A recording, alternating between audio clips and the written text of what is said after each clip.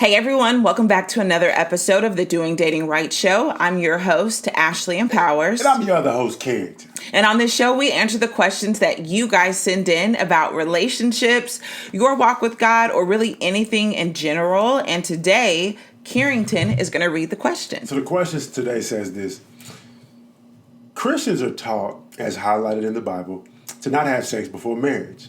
Yet, I know many people who didn't, Christians and non-Christians, yet still have been blessed to be married with happy, long-lasting marriages and children, etc.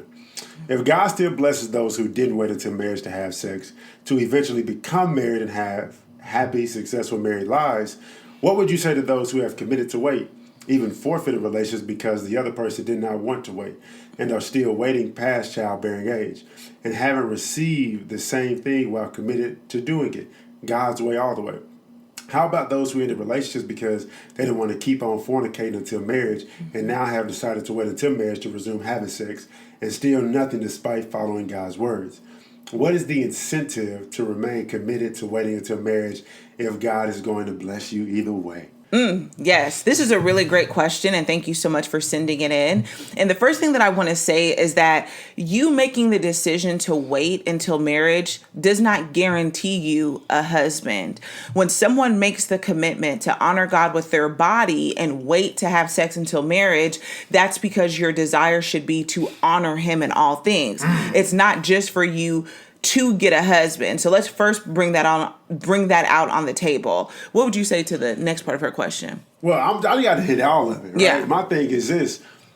The way that you're asking this question, I'm not sure if it's your perspective or just things that you've heard, but it's a results-based question rather than a relationship-based question, right? What you're basically asking is this. Why do I need to obey God if I don't have to obey him and still get the result that I desire? And so what you have to understand is this. 2 Timothy 2:4 says, no one serving his soldiers gets entangled in civilian affairs, rather tries to please their commanding officer. Basically saying that as Christians, it's not our responsibility to appease or please the opinions or perspective of people, but it's our responsibility to live a life that pleases God. Yeah. And so you choosing to be a Christian, you don't do things because you desire a specific result. You do things because God commanded you to. Exactly. Because God directed you to. And so when you talk about, hey, what if somebody, what about the people not honoring God but still in a happy marriage? One, the reason why God tells you to keep it to yourself is because when you choose to have sex with people, you create soul ties. And you open up the door for a lot of dysfunction and toxicity in your relationship. And so God desires for you not to experience that. But then along with that, he wants you to present yourself pure to each other, because when you look at it, relationships, marriage, it's all a reflection of the relationship between God and the church.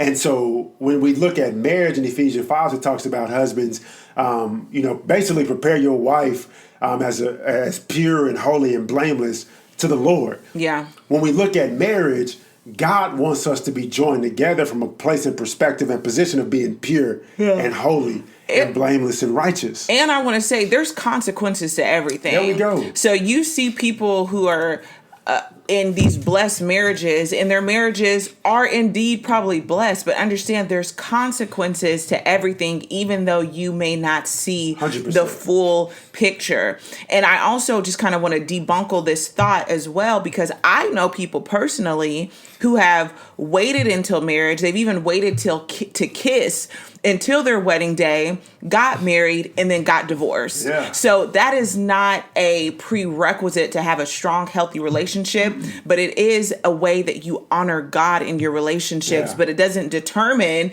whether or not if things are going to be perfect. Just like you having a relationship with God doesn't mean your life is going to be perfect. 100%. Someone can say, well, God, I chose to serve you and say no to the things of this world, but I'm still struggling. I'm still having issues. I still have problems, because this is life. Yeah. So you just can't say, well, because I did this is supposed to happen. Definitely. You have to understand Romans 8:28, all things work for the good for those that love him. So even though you don't see the result and how things are working together for other people, I say, my daughter says this all the time. She's 5. I feel like it is sage advice. Do your own business. do your own business. If it is your conviction and it's your desire to continue waiting, do what you are called to do. 100%. And don't try to judge what everybody else is doing, but do your own business. Definitely. The last thing I would say is this. Your final question was, what is the incentive to remain committed to waiting until marriage if God is going to bless you either way? First thing I would say is, well, what is your definition of God blessing you? Right? What is the blessing? Because if marriage is the blessing, the enemy has set up some marriages. Yeah. So what you saying, right? And again, it's not a guarantee. 100%. So you need to redefine what a blessing actually is. Then you say, what is the incentive? The incentive, obedience is better than sacrifice. So the reason why you need to do it is because you being obedient to God is better than you sacrificing sex. It's more valuable, right? It's all about obedience. Last thing I'm going to say is this, right? So we close it out. The last thing I'm going to say is this. You being obedient to God is not so that you can please God. You being obedient to God is you doing what you need to do to position yourself, yes, to glorify God, but to live the most peaceful and prosperous and joyful life for yourself. So and out of love. 100%. So God gives you these boundaries and these commandments, not for him, but for you.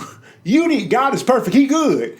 God gives us this guidance and direction for us, not him. And so we have to understand and accept that and desire more the relationship with God more than we desire the results that can come from God. Yes. Yeah, absolutely. So thank you so much for sending in this question. If anyone else has questions for Carrington and I, email us at info@802gametime.com. You can also follow us on social media. I'm at Ashley Empowers. And I'm at the Carrington Brown. And you guys comment below. What should they comment? Man, I think y'all should comment, like, what is your perspective on this topic, right? Do you think you should be okay to just go have sex? You know what I'm saying? If people get married and they out here giving it up, then it's like, do I really need to wait? Like, what is your perspective on it? What are your thoughts on it? Do you think that you should wait? Do you think you should not wait? Let us know in the comment box below. Let us know. We'll see you guys next time. Peace out, y'all.